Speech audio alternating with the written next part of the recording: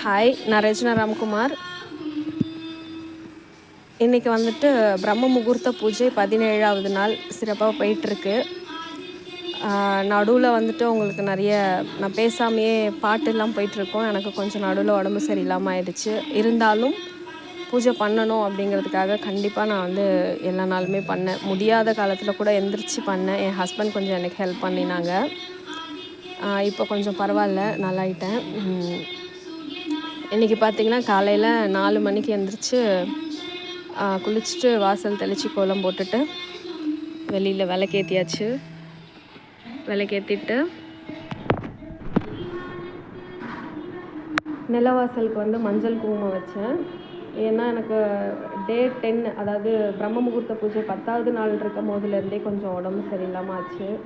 எங்கே விட்டுடுவனோ அப்படின்ற ஒரு பயம் இருந்துகிட்டே இருந்துச்சு.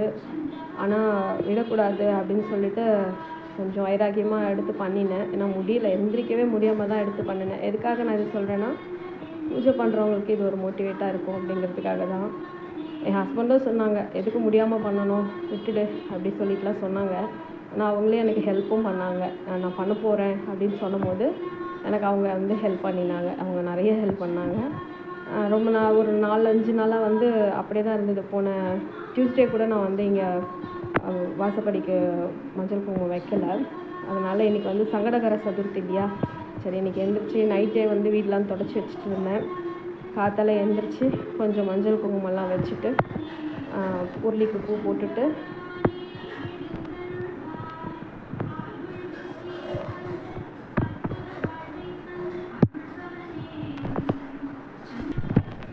நம்ம துளசி மாடத்துக்கும் விளக்கேற்றி தூபம் காமிச்சிட்டு இன்றைக்கி வந்து பார்த்திங்கன்னா எங்களுக்கு பூ அவ்வளோவா இல்லை. வீட்டில் இருந்த செம்பருத்தி மட்டும். நான் எப்பயுமே வந்து நான் கடைக்கு போயிட்டு கொஞ்சம் 2 கிலோ அப்படி சாமந்திலாம் வாங்கிட்டு வந்துடுவேன். இந்த தடவை வந்து போகலை கடைக்கு. ஒரு 5-6 டேஸாகவே கொஞ்சம் எங்கேயுமே எங்கேயுமே போகல. கிளாஸ் கூட போகவே இல்லை, எதுக்குமே போகல, வீட்லேயே அப்படியே இருந்தாச்சு. அதனால் பூவும் கொஞ்சம் ரொம்ப கம்மியாக தான் இருந்துச்சு. வீட்டில் இருந்த பூ வச்சு அப்படியே மேனேஜ் பண்ணியாச்சு. பார்த்திங்கன்னா ஃபுல்லாக செம்பருத்தி தான் இருக்கும். அருந்ததி சிஸ்டருக்கு தான் ரொம்ப தேங்க்ஸ் சொல்லணும். ஏன்னா அவங்க தான் எனக்கு ஒரு டிப்ஸ் சொன்னாங்க.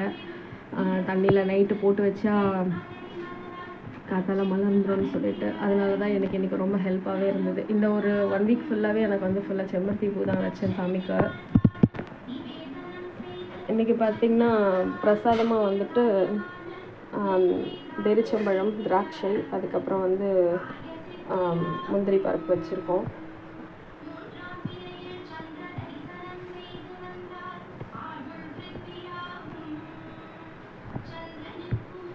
ஃபுல்லாகவே எங்கள் வீட்டில் இருக்க பூ ஃபுல்லாகவே செம்பருத்தி தான். ரொம்ப சந்தோஷமாக இருக்குது. வீட்டு பூ போடும்போதே ரொம்ப சந்தோஷம் இருக்கும். ஏன்னா நம்ம செடி வளர்த்து அதில் பூ வச்சு அதை நம்ம சாமிக்கு பிடிச்ச சாமிக்கு வைக்கும் போது அது ரொம்ப சந்தோஷத்தில் தான் இருக்குது எனக்கும்.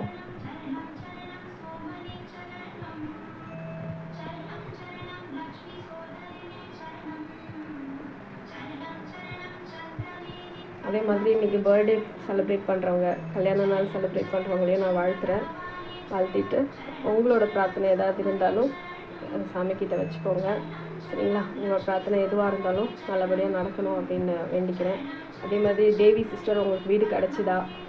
வீடு கிடைக்கணும்னு வேண்டிக்க சொல்லியிருந்தீங்க. நான் வேண்டிக்கிட்டு தான் இருக்கேன் உங்களுக்காக. வீடு கிடச்சிருந்ததுன்னா எனக்கு வந்து மெசேஜ் பண்ணுங்கள். ஏன்னா உங்களுக்காக நான் சாயந்தரத்துலேயும் சரி காலையிலையும் சரி பிரார்த்தனை பண்ணிகிட்டே தான் இருக்கேன், வீடு கிடைக்கணும்னு சொல்லிவிட்டு.